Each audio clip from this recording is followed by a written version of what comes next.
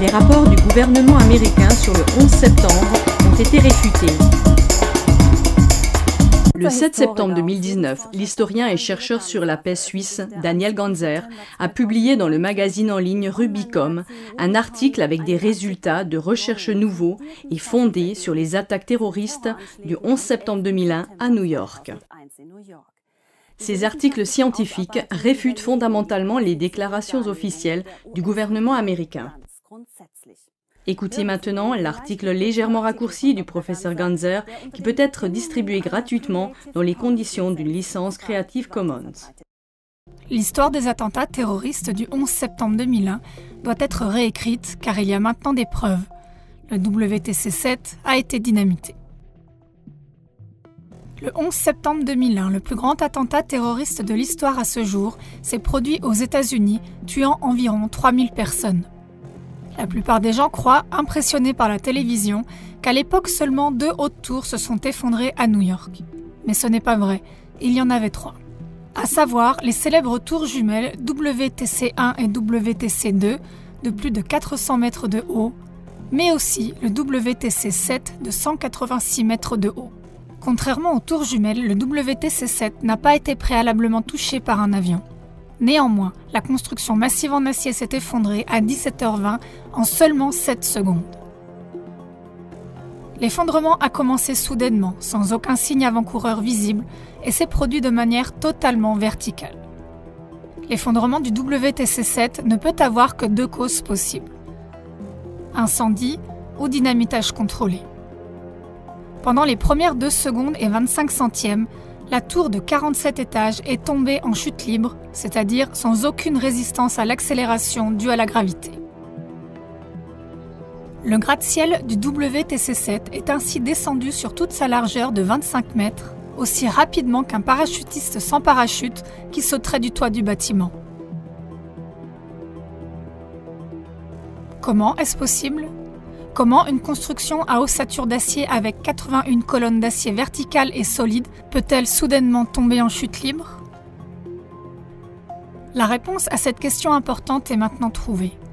Le 3 septembre 2019, presque 18 ans après l'attaque terroriste, l'ingénieur civil américain professeur Lyra Halsey de l'Université d'Alaska Fairbanks, UAF, a publié une étude approfondie de 114 pages sur l'effondrement du WTC-7, étude commandée par l'ONG, architecte et ingénieur pour la vérité sur le 11 septembre, et son président Richard Gage.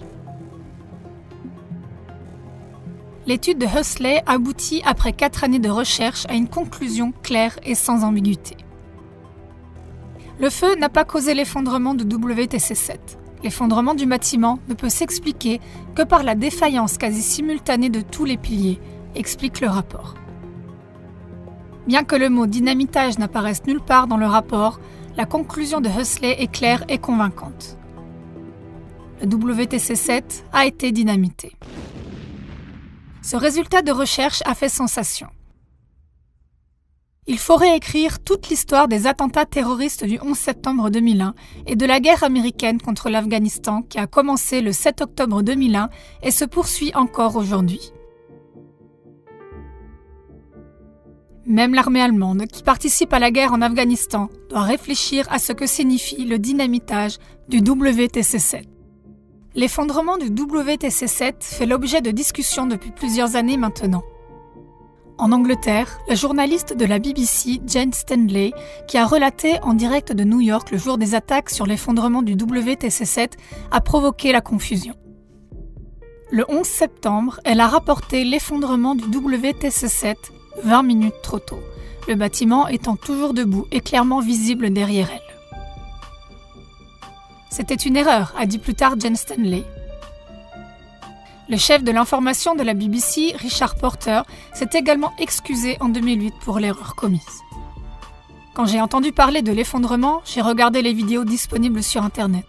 À l'époque, j'étais chercheur au centre de recherche sur la politique de sécurité de l'EPF Zurich et en 2006, j'ai contacté des professeurs expérimentés de l'EPF en analyse structurelle et construction. À mon avis, on a très probablement dynamité le bâtiment du WTC-7 de façon professionnelle, explique Hugo Bachmann, professeur émérite d'analyse structurelle et de construction à l'EPF Zurich. Jörg Schneider, professeur émérite de l'EPF en analyse structurelle et construction, interprète également les données existantes de telle manière que le bâtiment WTC7 a très probablement été dynamité. Ces déclarations sont maintenant confirmées par le rapport Hössli. Le WTC7 fait également l'objet de discussions en Allemagne depuis des années. Le physicien Ansgar Schneider a à juste titre qualifié d'extrêmement surprenant l'effondrement soudain et simultané des 81 piliers en acier. Pouvez-vous m'expliquer scientifiquement comment des incendies isolés et limités localement rendent possible que les piliers d'acier de l'extrémité est s'accordent avec ceux de 100 mètres plus à l'ouest pour céder en même temps ?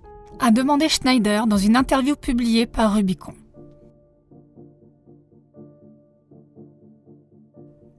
Seule une destruction délibérée du bâtiment pourrait expliquer cela. Aux États-Unis, le débat sur le WTC7 est difficile. Dans le rapport final sur l'attaque terroriste de Thomas Keane et Lee Hamilton, qui a été présenté au public le 22 juillet 2004, l'effondrement du WTC7 est totalement absent. Ce rapport ne peut donc pas être pris au sérieux, car même le nombre de gratte-ciel effondrés n'est pas correct.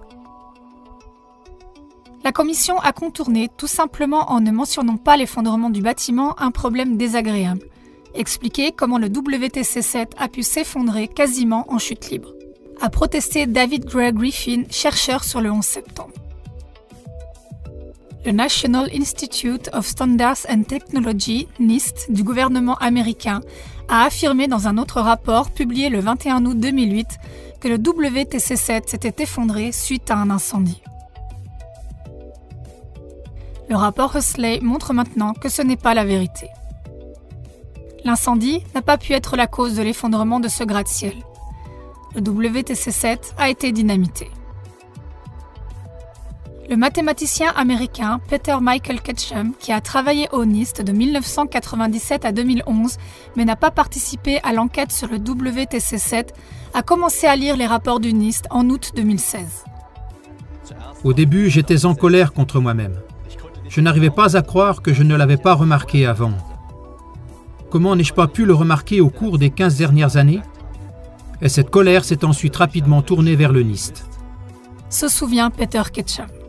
Plus j'ai passé de temps à faire des recherches, plus il est devenu clair pour moi que le NIST présentait une conclusion préconçue et qu'il ignorait et omettait les faits. Le rapport Hössli a mis un terme à l'opération de camouflage du NIST et a donc apporté une contribution extrêmement importante à l'élucidation des attentats terroristes du 11 septembre 2001.